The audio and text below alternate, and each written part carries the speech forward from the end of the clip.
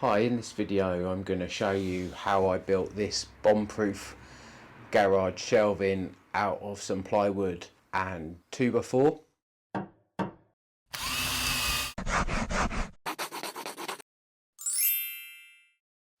I'll be putting some free plans up in the description for you to download if you're interested.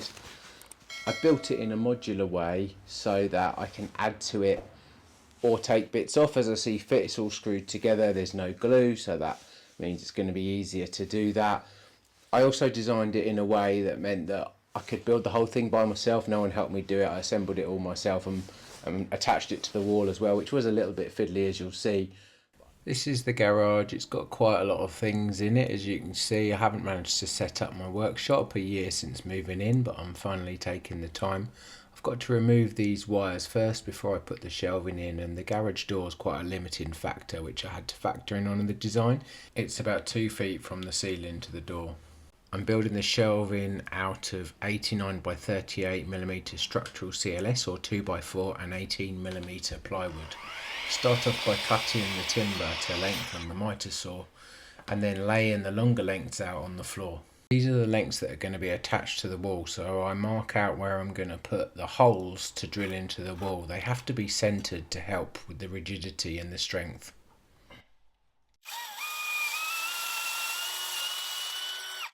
To attach the shelving to the wall, I'm using these 100mm structural coach screws. Once I've drilled all the holes in one length, I then use it as a template and put it on the other length, so I've got the holes in the same spaces.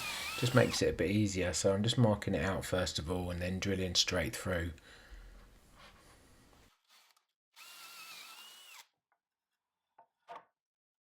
With all the holes drilled, I then mark out which length's going to go where on the wall, because when I take them off, that you'll see me do it in a second, I need to know which one went where, because the holes won't be exactly spaced. So to prevent any issues, it's best to do that.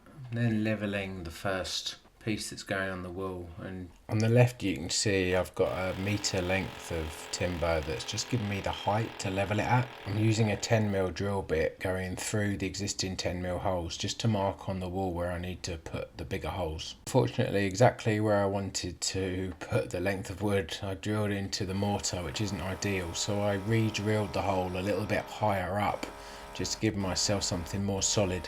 This time with a 14mm drill bit for the hole that's going to accept these Fisher 14mm wall plugs. They're designed for either a 10 or 12mm fixing and provide a really solid material to screw into.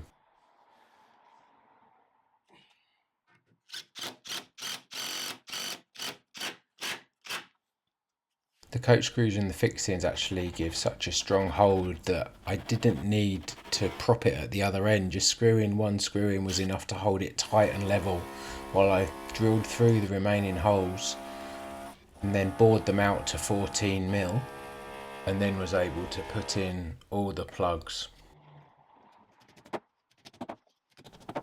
And then carefully lined up the timber and screwed the remaining fixings in. Always good to recheck its level, which it was. In total I've fixed 5 pieces to the wall, and the vertical piece you can see on the left is just there temporarily to help with alignment. As well as marking where each piece went, I marked the orientation of it as well to make sure I didn't put it back up backwards. I mentioned earlier that I built the shelving in a modular way. It's constructed of 5 basically frames that are fixed together with butt joints. Each frame has a cross member where the plywood joins together because I couldn't get a continuous length of plywood.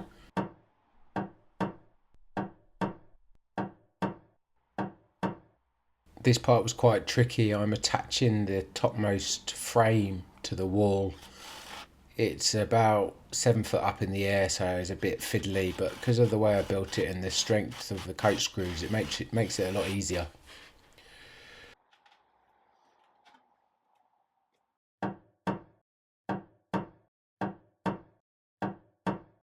Once all the frames are attached to the wall, where they joined, I just clamped them together and then screwed them. This isn't anything structural, it's just to stop them moving around whilst I secured the legs.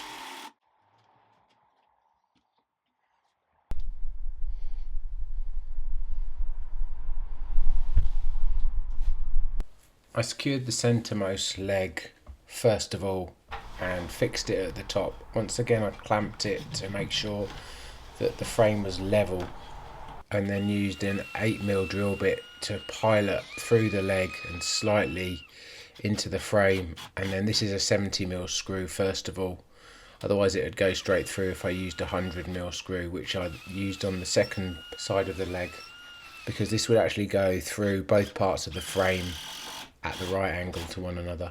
Where the legs join to the frame lower down, I pretty much used the same approach to use 100mm screws on each side, because it was going to go into both corners of both frames.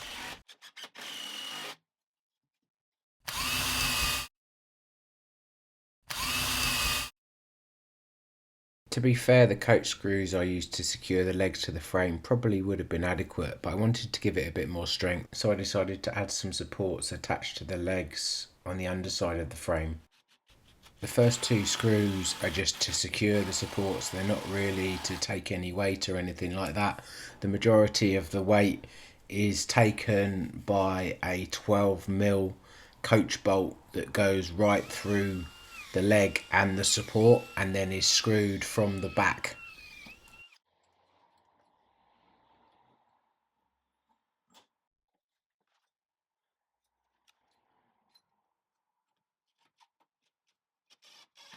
This is probably overkill, but I have a habit of over engineering things, and too much strength's definitely better than not enough.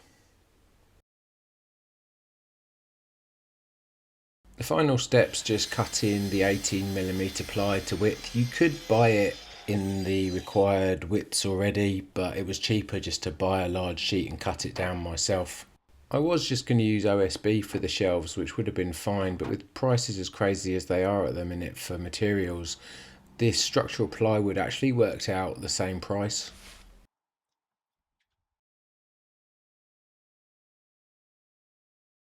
To stop the plywood moving around, I've put a few 40mm screws through it and into the frame. And that was the construction of the shelves, pretty much complete. They're not the prettiest looking, but they are functional and they are strong, as I'll show in a sec. The last step was just to remove the tops of the legs, where I'd left them oversized to make sure I could cut them flush with the plywood, which I'm using my pull saw for. And now, of course, time for the strength test. To give a bit of context, I weigh 100 kilos or 220 pounds. It's unlikely I'll be putting anything much heavier than that on these shelves, but you never know. That's the end of the video. I hope you enjoyed it. If you did, please give it a thumbs up. Over the coming weeks, I'm going to be adding some bits to the shelving.